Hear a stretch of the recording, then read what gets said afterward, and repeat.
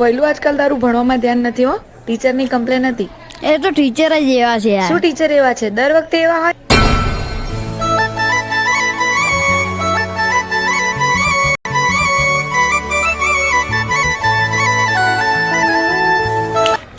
છોટે રાજા વાર છે હજુ.